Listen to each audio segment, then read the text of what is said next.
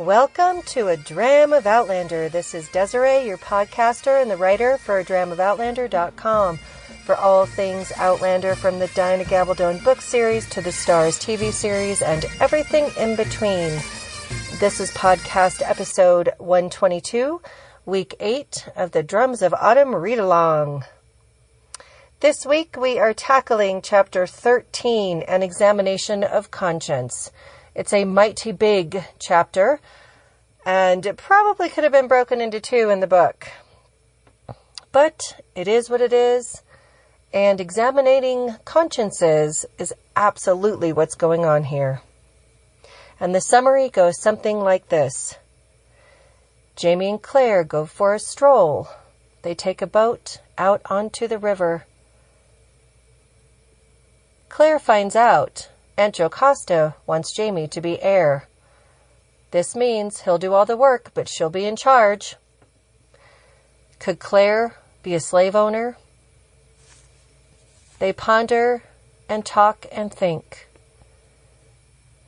Claire realizes Jamie is surveying the entire scope of the land as he rows. They end up at the sawmill. The overseer is dead. Once inside, they find a young woman bleeding to death. It's a botched abortion. They cannot save her. Farquhar Campbell heads up the investigation. Jocasta is worried. They all make a plan to get the other slave woman who helped away to safety. The sergeant that the young woman knew is an old adversary of Jamie's. They're going to set out for the backcountry. Inside the chapter, again, chapter 13, An Examination of Conscience. Claire and Jamie are out for a stroll. A frog joins them on the path. Apparently, Jamie speaks frog, though not fluently. They were lost in their own thoughts as they continued to walk. Sitting down near the dog, Claire wants to know what's going on. We're alone and unobserved. Do you want to tell me what the hell is going on now? Oh, I should have said something to you sooner, only I didn't quite expect she would do such a thing. It's not anything wrong exactly, as I told you. It's only that when Ulysses brought me the plaid and dirk and brooch, he told me that Jocasta meant to make an announcement at dinner tonight to tell everyone that she meant to make me heir to this. It is easy for Claire to envision how it would have played out if not for John Quincy Myers providing the incredible distraction. Claire thinks the plan is thoroughly MacKenzie-like in all ways, audacious, dramatic, and taking no account of the wishes of the persons involved. Offered in such a public way, it would be very difficult for Jamie to turn his aunt down. Ulysses is not so happy that Jocasta plans to have Jamie take over the running of the estate. So do you think Ulysses gave Jamie the heads up so Jamie would avoid it, so it could be prolonged? He's pretty canny, that Ulysses. Since Hector died, he is Jocasta's eyes, ears, and the one who oversees all the accounts. He's honest and faithful, but likely doesn't want to lose his position to a stranger. At first, Claire assumes Jamie will turn down the offer, but then she realizes he might say yes. She equates the sense of ripening apples in the air to the temptation with the worm hidden below the shiny surface. I love how Claire draws from the natural world to make her assessments and conclusions. The temptation is for Jamie to be restored to the head of a family, to have something to care for, and for people to be responsible to. Claire knows caring for his men in prison is what kept him alive and enduring. Could he own people? As they walk, Claire remarks on the plant life all around them, as fragrant and abundant. She calls River Run a garden of earthly delight. She struggles with the reality if Jamie takes over as the heir to River Run. They will own slaves. She thinks of Joe Abernathy, her friend, and the person she'd left Brianna's care to. For Claire, Jamie is her temptation. Could she not stand by him if he said yes to Jocasta, even if that means owning slaves? If not this offer, then Governor Tryon's to go to the back country might be chosen. Jamie must be doing something productive. She feels the pull of two planes of time. I was still living on two planes. In this one, I could hear the whisper of his kilt where it brushed my skirt, feel the humid warmth of his body, warmer even than the heated air. I could smell the musky scent of him that made me want to pull him from his thoughts into the border, unbelt him and let that plaid fall from his shoulders, pull down my bodice and press my breasts against him, take him down half naked and wholly roused among the damp green plants, and force him from his thoughts to mine. But on this plane of memory, I smelled yew trees and the wind from the sea, and under my fingers was no warm man, but the cold, smooth granite of a tombstone with his name. She worries he will die when he returns to Scotland because of that headstone she found. Before they go for a moonlit boat ride, he answers her unspoken questions with an, "I don't know." Jamie rows the boat, and they make their way onto the river. Neither are speaking. Jamie breaks the silence by asking Claire if she means to have nothing to say. "You dinna mean to say anything?" "It's not my choice to make." "No? She's your aunt. It's your life. It has to be your choice. And you'll be a spectator, will you?" "Is it not your life? Or do you mean not to stay with me after all?" "What do you mean, not stay?" "Perhaps it will be too much for you." "If you mean what happened at the sawmill." "No, not that." "Death and disaster would not trouble you o'er much, Sassenach, but the small things, day by day. I see you flinch when the black maid combs your hair, or when the boy takes your shoes away to clean, and the slaves who work in the turpentine camp. That troubles you, no?" "Yes, it does. I can't own slaves. I've told you." "Aye, you have." "And if I chose to do this, Sassenach, could you stay by me and watch and do nothing? For there is nothing that could be done until my aunt should die. Perhaps not even then." Claire understands what he means. Could she live every day, maybe for years or forever, owning slaves? If Jamie owned slaves, so did she. She wouldn't be a guest as she is now. She couldn't pretend otherwise. I know I couldn't live with it. I wouldn't be able to stay permanently in that scenario. Not coming from the 20th and 21st centuries. Jamie discloses even after Jocasta dies, he may not be able to free the slaves. The assembly of the colony must agree to it, or I think the assembly of their area. Claire is incredulous hearing it. Jamie explains further. "The plantation owners go in fear of an armed insurrection of Negroes, and do you blame them? Slaves are forbidden to carry weapons save tools such as tree knives, and there are the bloodshed laws to prevent their use. Nay, the last thing the assembly would allow is a large group of free blacks let loose upon the countryside, even if a man wishes to manumit one of his slaves and is given permission to do so. The free slave is required to leave the colony within a short time, or he may be captured and enslaved by anyone who chooses to take him." "You've thought about it?"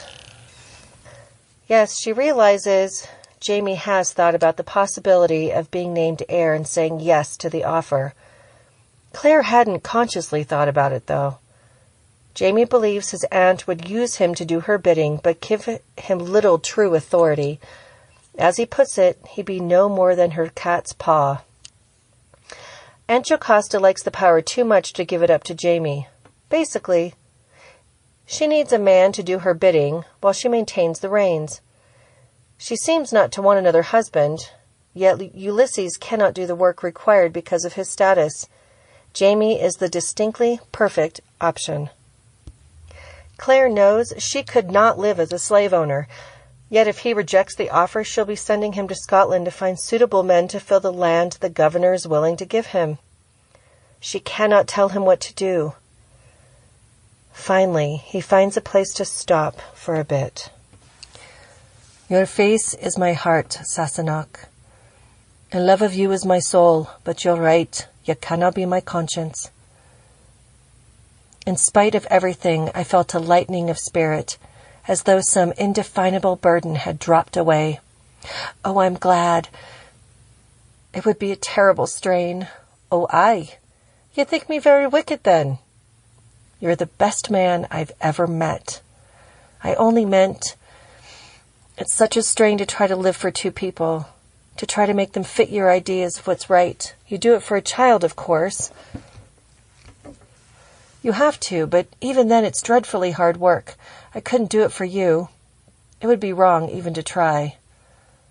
Even though Claire tells Jamie he's a good man, he finds himself concerned he's a man like Stephen Bonnet. The only thing that separates the two is the sense of honor Jamie has.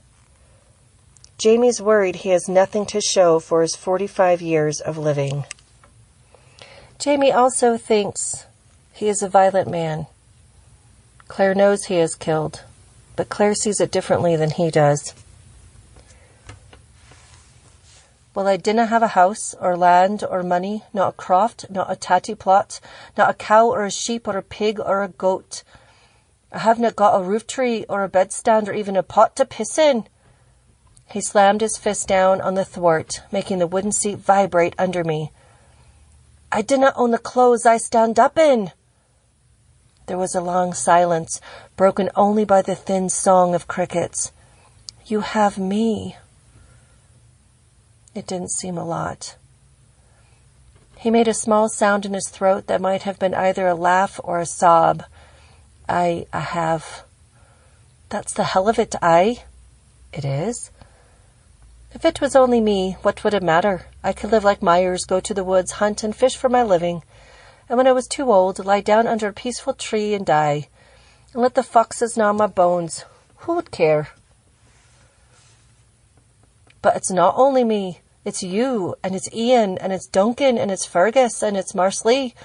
God help me, there's even Leary to think of. Oh, let's don't. Do you not understand? I would lay the world at your feet, Claire, and I have nothing to give you.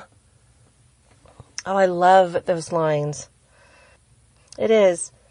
The rub in all of this is so many depend upon him, and he has nothing to give at this point. I love how Claire uses humor and tenderness. Her emotions ran the gamut over the course of the past hour. She takes his hand in hers, leans into him, and says, Whither thou goest, I will go, and where thou lodgest, I will lodge. Thy people shall be my people, and thy God my God. Where thou diest will I die, and there will I be buried, be it Scottish hill or southern forest. She will be there. She doesn't need finery. She needs him alone. We really get to see Jamie's heart here. They have nothing. He's a middle-aged man. He's had to scrap and fight for everything, and he's never been able to keep a hold of not one piece of it. None of it. It's all gone. Except Claire came back. How is he going to take care of all these people? He collects them along the way, it seems. Family is so important. But this shows their true spirits toward each other. And Claire has a conundrum to face. He's her temptation. Hell, she went back again 200 years on purpose to find him. As they move along upriver, Claire listens to Jamie's breathing and thinks. She knows Jamie also has the MacKenzie will. He can stand up to Jocasta. And she has a twinge at remembering Dougal as Jamie's dirk took his life. She also knows Jamie has some key differences from Stephen Bonnet beyond honor, kindness, courage, and a conscience. She doesn't worry he's too much like Stephen Bonnet. Only Jamie does. And when somebody worries about themselves in that manner, it means they're not the way they worry about. Jamie had taken them to the sawmill. Claire had never been there by water. She thinks it's an apt place for Jamie to battle his demons. It is spooky at night. Jamie doesn't like it in the daytime either. This is when he tells her the overseer, Burns, is dead. He died of lockjaw, also known as tetanus. He died that afternoon. It's not a nice way to die, or a fast one. And Claire is upset Jamie saw the ailing man and didn't take her. She says it wasn't for him to decide for her to go or not. But he was protecting her. I dinna care a fig whether Burns died easy or hard, but I'm no monster of cruelty. I didnna keep you from him to make him suffer. I kept you away to protect you. It's up to me to keep me safe. I am not a young girl who needs protection, nor yet an idiot. If there's some reason for me not to do something, then tell me, and I'll listen. But you can't decide what I'm to do and where I'm to go without even consulting me. I won't stand for that, and you bloody well know it. I'm not trying to say where you'll go. You decided where I mustn't go, and that's just as bad. Claire is mightily angry. Jamie apologizes. He goes on to explain why, and he knows she would have gone no matter what. People were talking about what happened at the mill. Had Claire killed the slave? That is the question on people's minds. But Jamie trusts her actions regardless. So you see, a Kent Burns was sure to die and you couldna help. Yet if you knew his trouble, you'd surely go to him. And then he would die, and folk would maybe not say how strange it was that both men had died under your hand, so to speak. But they'd be thinking it. Folks notice you, Sassenach. It took him a while, but they got to the bottom of that. Arriving at the sawmill, Jamie states he told Mrs. Burns he would retrieve her husband's items. Claire understands Jamie is using this opportunity to size up the whole of the property, the people, the life it would mean if he says yes to Jocasta. After all, I thought sourly, the devil had insisted on showing Jesus everything he was passing up, taking him up to the top of the temple to gaze on the cities of the world. The only difficulty was that if Jamie decided to fling himself off, there wasn't a legion of angels standing by to stop him dashing his foot and everything else against a slab of Scottish granite. Only me. Claire is Jamie's only safety net. That's it. And that fight that they had, he was right to do it, but he should have told her why he didn't want her to go and not made the decision summarily, and he realized that. And Claire also has to remember that Jamie has her best interests at heart, even when she has to argue with him sometimes to get to the bottom of it. The area surrounding the mill, where the slave huts are, has an utterly quiet stillness to it. As they walk, Claire struggles to keep her good footing in the dark, but Jamie never falters. Claire reflects in her mind the difference of Jamaica to here. There would have been some form of lament for the dead slave. As if to read her mind, Jamie says they are afraid. Claire and Jamie are afraid too. They enter the mill, and Claire thinks she can still smell the blood from the altercation. No, it is fresh blood she smells. Jamie covers himself with his plate and silently moves. Claire thinks she's going to hallucinate that terrible scene. Then a groan is heard.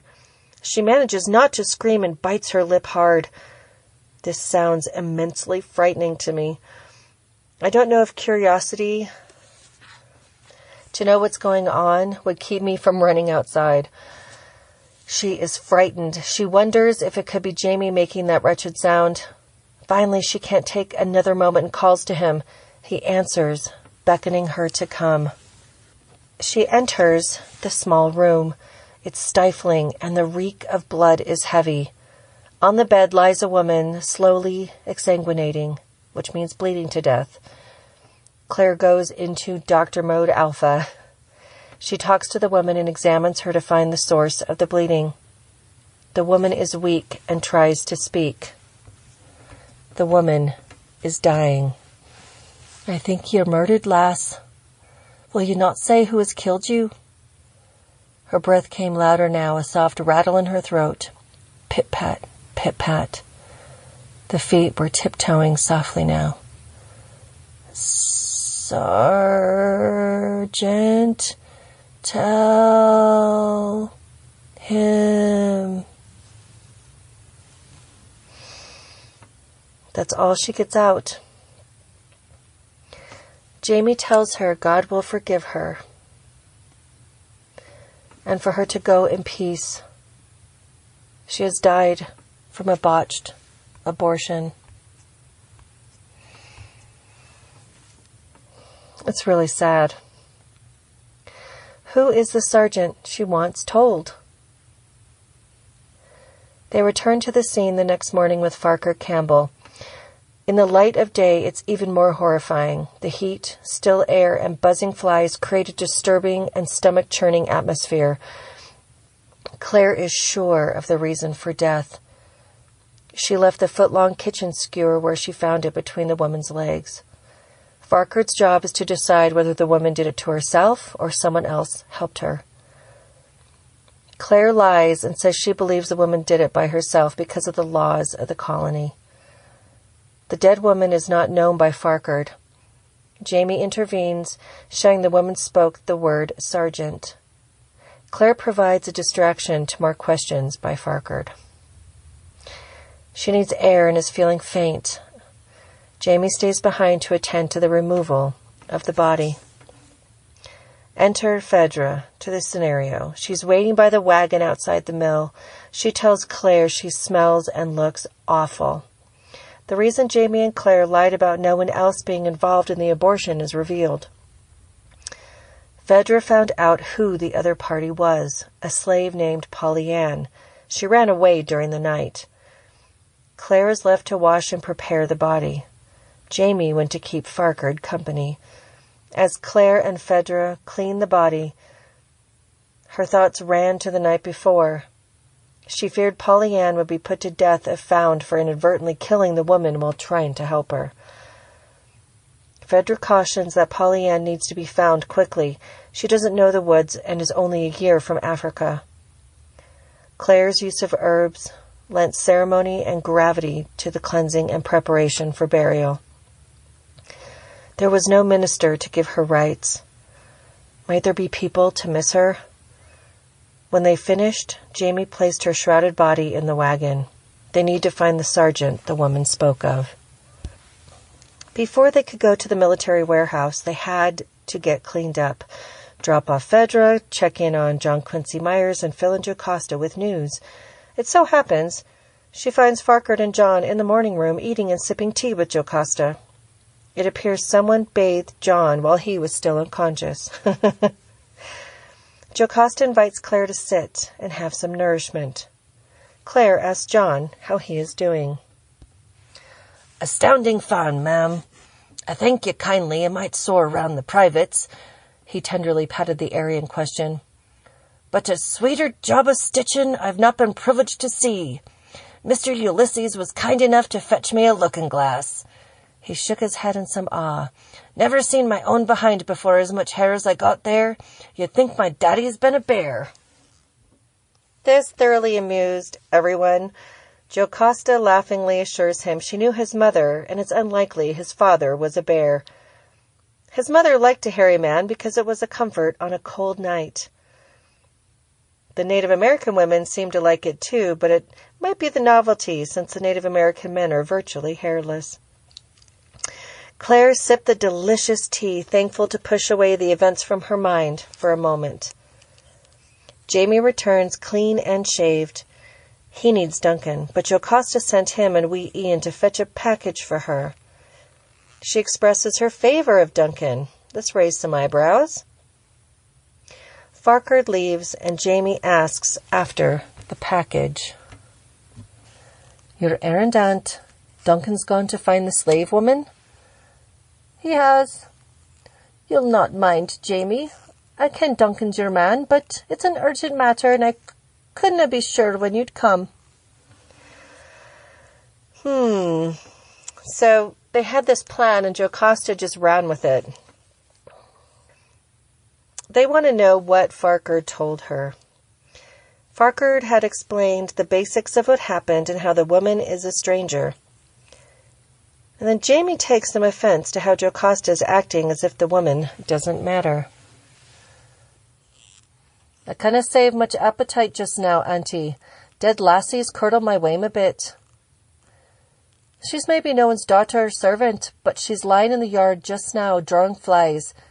I'd have a name for her before I bury her. He turned on his heel and stalked out. I drained the last of my tea and set the cup back with a faint chime of bone china. Sorry, I don't believe I'm hungry either.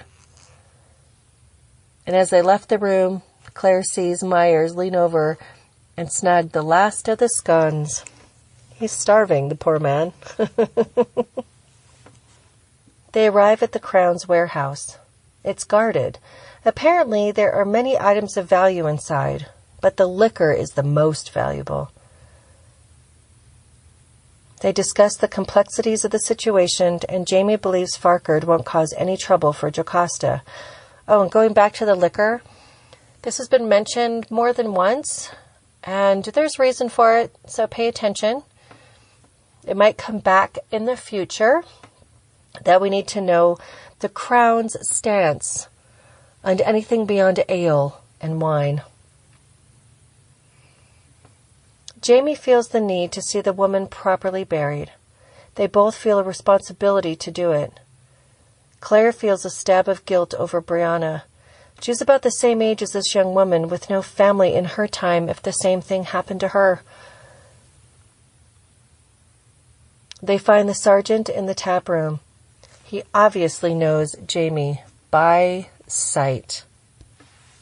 Dim as it was in the tap room, I could see the man's face go blank with shock. Jamie came to an abrupt halt behind me. He said something in Gaelic under his breath that I recognized as a vicious obscenity, but then he was moving forward past me with no sign of hesitation in his manner. Sergeant Murchison, I hadna thought to lay eyes on you again, not in this world at least. They have a conversation, and the sergeant is abjectly rude throughout. He's nasty. And Jamie tells him he indeed is Mistress Cameron's kinsman, or she's rather his kinswoman. And then he introduces Claire as his wife. And Jamie takes the moment to get a jeer back in at Murchison. I could see the two stiff fingers of Jamie's right hand twitch, once against the skirt of his coat, the only outward sign of his feelings. He tilted his head back an inch and raised his brows, considering the sergeant with an air of dispassionate interest. And which one are you, sir? I beg pardon for my imperfect recollection, but I confess that I cannot tell you from your brother. The sergeant stopped, as though he'd been shot, frozen in the act of fastening his stock. Damn you! And the sergeant rises and stomps out. People took notice of the exchange going on. They follow, Jamie saying it's a matter of bringing him a corpse. The sergeant is a professional, after all. It turns out the sergeant knows the woman. He wants to know what happened. Jamie doesn't say, but learns she was a laundress named Lissa Garver. The sergeant is emotionally moved. Jamie explains she tried to slip a bairn, Slip of Baron means get rid of the pregnancy. Murchison will not tell Jamie if she had a husband or family. He simply says she has someone, and he's not to trouble himself further. And he requires a statement from Jamie, so he and Claire go to the office. So they have this pretty decent exchange, but it's awkward and abrupt, and neither of them like each other one bit. But Jamie hands the body over and does his due diligence. So it is interesting that Murchison is the one that knows this woman, Lissa. The office is empty when he and Claire arrive. He takes the opportunity to explain to Claire the nature of his history with Murchison. Damn the luck. It would have had to be Murchison. I take it you know the sergeant well? He glanced at me with a wry quirk of the lips. Well enough. He was in the garrison at Ardsmuir prison. I see. There was no love lost between them. What do you suppose he's doing here? That much I ken. He was sent in charge of the prisoners when they were transported to be sold. I imagine the Crown saw no good reason to bring him back to England. And there was need of soldiers here. That would have been during the war with the French, aye? What was that business about his brother? He snorted a brief, humorless sound. There were two of them, twins, wee Billy and wee Bobby, we called them, alike as peas, and not only in looks. Jamie was rifling through his memories, and Claire could see shadows. And he explains to her that they were decent enough by themselves, but together they were like a pack of wolves. Think of Rollo the dog. He's great by himself, but if he had other wolves to participate with, he might not be so great for humans. These two twins were beastly toward people, and they wreaked havoc, and they abused the prisoners, and they treated them very poorly, and there was nothing that could be done about it. And Claire wants to know if the other one is here as well. Well, that's sort of a loaded question. Turns out the other one died at Ardsmuir, and it was at the hand of the prisoners. Yes. And Claire was just about to ask Jamie if he was the one who killed the brother, but Murchison walks in. And Claire also had noticed that there was no coincidence that Jamie wore his kilt. Remember that Highlanders, well, anyone in Scotland, they weren't allowed to even own tartan. They couldn't wear a kilt. They couldn't own weapons. And now in the colonies, Jamie can wear what he wants. He can have weapons, etc. It doesn't extend to the colonies. So he did that just to kind of rile Murchison and to put it in his face. Jamie is a free man now. So Murchison comes in and demands Jamie write down his statement, date, and sign it. Jamie's crippled hand makes it an arduous and painful task to write. He's embarrassed to write in front of others, and he doesn't write in front of others if he can help it. Claire offers to do it, but Jamie demands the clerk meet him at his aunt's house later to take the statement. And they leave before the sergeant can answer. So Jamie's kind of working to be the alpha dog and to maintain the upper hand. Seems like he did a pretty good job. So now we have this old rival to contend with. Might he be a pain in Jamie's booty going down the line? Never seems to be easy when the same people keep popping up.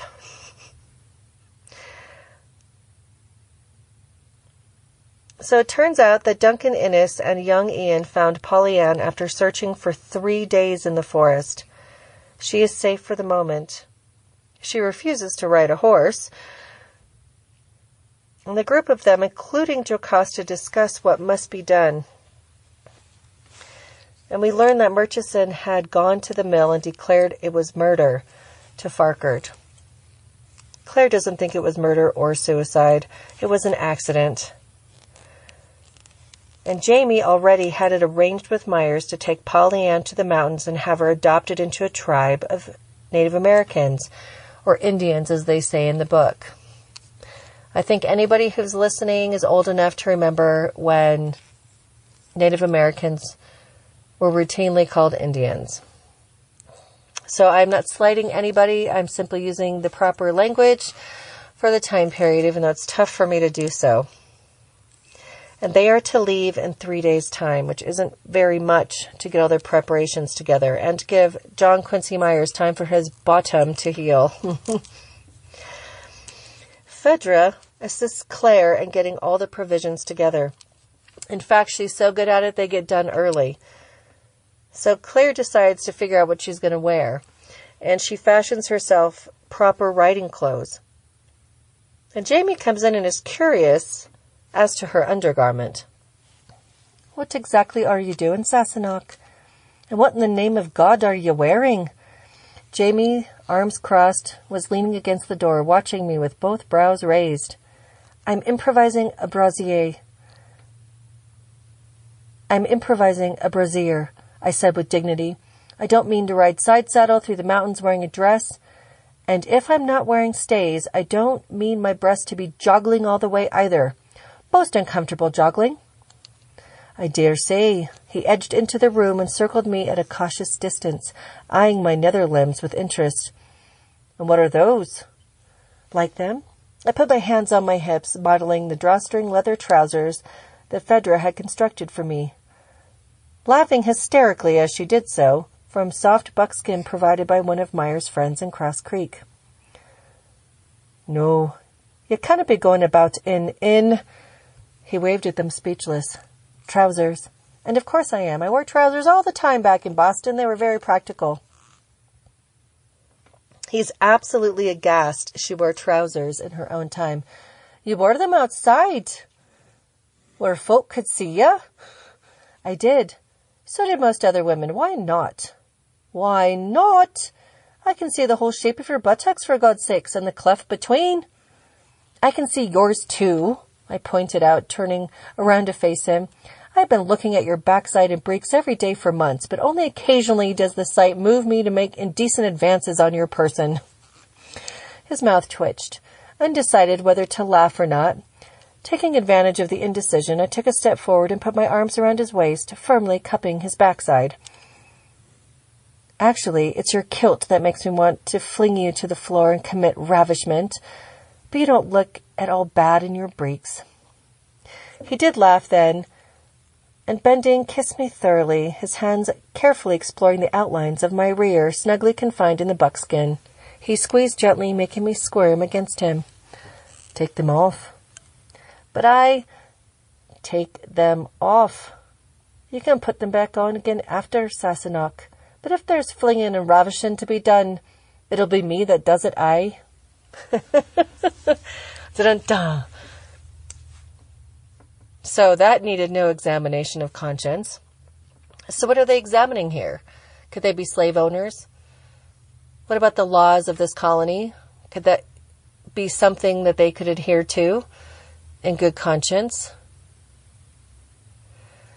What about going to the backcountry and bringing people there and building a homestead? Well, Claire has a mess of conscience worrying about Jamie and sending him to Scotland, presumed to die. And what about the conscience of the person who accidentally, this Polly Ann, who accidentally killed the young woman, Lissa? She was trying to help her. Obviously, this young woman wasn't married, and Murchison was probably having a fling with her, and she got pregnant and was trying to get rid of the baby. Same old story for women from the entire history of time. We're the ones left holding the bag, even when it takes two to tango. And especially in this time, very bad to be unwed and pregnant. Socially, it could be murderous. So even if you were physically alive, you could be put in a position that was so untenable, you'd rather not be alive. And your child could be treated horribly because he or she came into the world with an unwed mother. Heck, I had a friend who went to an unwed mother's home in the 80s. In the 80s, when she was 18 years old. So, to think that that garbage still existed and people were embarrassed, and she gave her baby to an adoptive family and would never speak of it after that, it's horrible. It's horrible, and that was not very long ago. 35 years, almost. And Jamie's attack of conscience, worrying that he's like Stephen Bonnet because he's a man of violence. He is. He's a soldier. He's a protector. And the world is changing around him. But it's still a really violent and dangerous time. People could come and raid you and steal from you. And people still fought with swords and guns in a way that we don't now in what we consider a civilized society.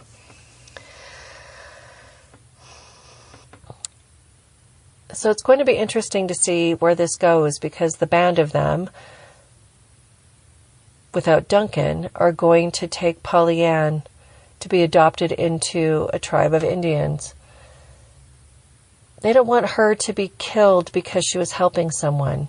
And that's exactly what would happen.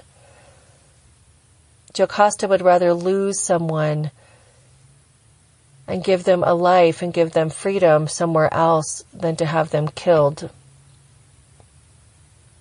for doing what they thought was helpful. So what do you think Jamie will do? Is he going to be the heir?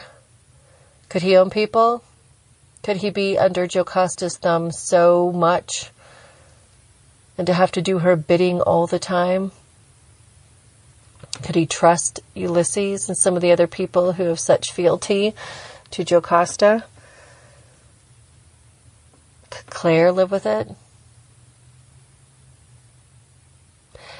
I really did like how she mentions the slaves in Jamaica would be doing a lament. There'd be a fire, there'd be drums, but here they're so fearful.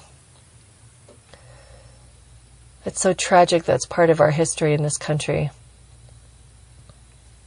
I hope we completely learn from it someday and that we grow away from it, and that the descendants of those slaves actually feel free and like complete citizens, because I know some don't still today. We'll get to see the backcountry in all its wildness coming up. And next podcast will be chapters 14 and 15. And I do have an email to read from Meredith. Dear Desiree, I very much like this post-dinner conversation between Claire and Jamie. I don't know about you, but I don't think that I could live in a house being waited on by slaves, even if they were very well treated. And obviously Jocasta had been very good to most of them. But I doubt that Claire could ever have settled into that situation. Neither could Jamie. And I'm glad they acknowledge the indentured servitude amounts to the same thing.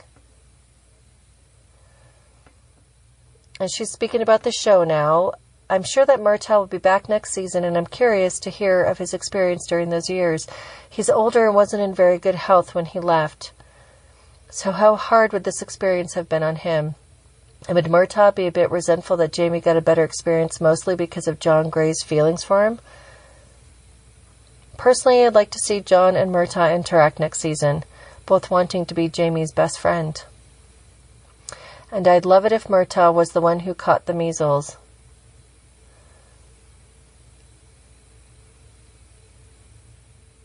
Okay, this part I'm not going to read any further because it could give away some things for those of you who are just reading the book and following along. And then I can finish out her email. I'm also curious about Claire's lack of conflict in the show. In the book, she's tempted to accept the offer from Jocasta to avoid Jamie, maybe going back to Scotland to recruit settlers. in the show, she never came across Jamie's grave in Scotland. No, she did. She found it, remember? And she had a really strong reaction to it, and it worried Brianna and Roger. And that's really what spurred her to tell everything. I think Claire is going to have just a hard time, as she does in the books, in the TV show. And it says, sincerely, Meredith of Everett, Washington. Thank you, Meredith. And I should have read your email all the way through before trying to read it for the podcast. I was like, oh, potential spoilers. So thank you very much. And this is one of the ways you can participate in the podcast. Send me an email to contact@adramofOutlander.com. Leave a voicemail at 719-425-9444. You can leave me a note on the Facebook page or group. Both are under A Dram of Outlander. The page is where I mostly get to post things and you get to read them. There's quite a few people following it. But the A Dram of Outlander group is more of a community, and you have to ask to join it. There are 3 simple questions you must answer to make sure you are not a bot or a troll person. It's a really great community, and I'm excited seeing it grow. And you can follow on Twitter or Instagram at Dram of Outlander. There's no A in front. And remember, on Wednesday nights, there's a weekly chat on Twitter from at 6 p.m. Pacific, 9 p.m. Eastern, and it goes for an hour or so, depending on how much material we need to get through. And you can also support the podcast by sharing the posts, telling people about it, getting other people to listen, bringing other people into the A Dram of Outlander community. It's a wonderful place to be. And if you'd like to financially support the podcast, even an offering as little as $1 a month goes a long way to help me, the solo podcast producer, to cover everything that goes into making this podcast happen week after week. And that's patreon.com/A Dram of Outlander. Or if you'd like to make a one-time offering, just drop me an email or voice message, and I will tell you what you need to do. Thank you so much for listening. This is undoubtedly some rough material for many of you. It really is in our face for our social sensibilities, our cultural sensibilities, and the differences in 200 years. And there's some really difficult topics that Diana Gabaldon covers. She doesn't shy away from them. And even if you don't agree with how she presents them, they're always worth discussing and talking about. Slavery and oppression, racism, we still see it today in this world. There's still racist people in our country. There's still people being oppressed in our own country, in the United States of America, and probably in yours too. Women being at risk and putting themselves in a position to die because being pregnant would cause so many difficulties. Do you think it's so different for many women today?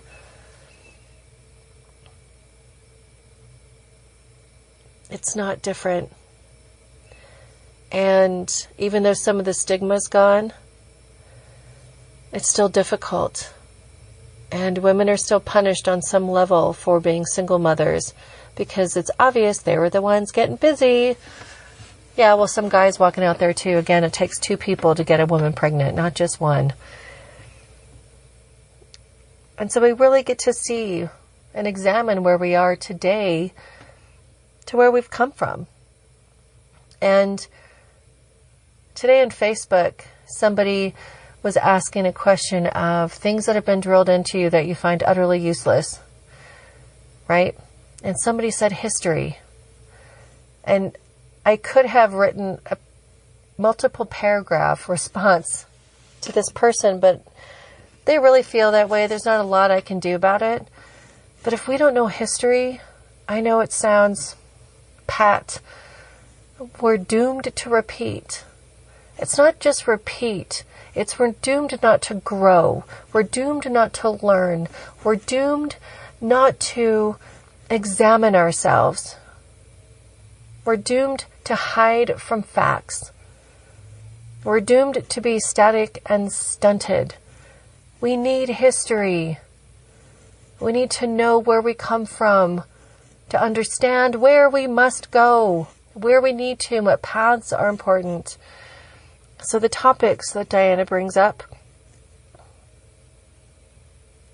they're still applicable today. And I think not only do her characters play so real, they're real. I like to think in some different plane of existence they actually live. They're somewhere. All our favorite fictionals are actually alive. But the things she makes us think about and talk about. I mean, I can't believe that I produce a podcast every week talking about a book or books. Or the TV show based on a book. And I think, wow, what a nerd. And I'm proud of it. But it's because there's things to examine that matter to us. And it matters to who we are and who we should be and need to be. And it's troubling looking at things that we're ashamed of or hurt us, and they're difficult. But through that acknowledgement, we can do better. We can make better choices individually and as a society, I think. So there's my little 25 cents for you. I'm really enjoying this book and going through it, and we're getting into the meat of it, and I just love it so much. It's worth the hours every week that I put into it. And thank you so much for listening, because without you, there is no reason for me to produce this podcast. Have a fantastic week, and until next time, slav.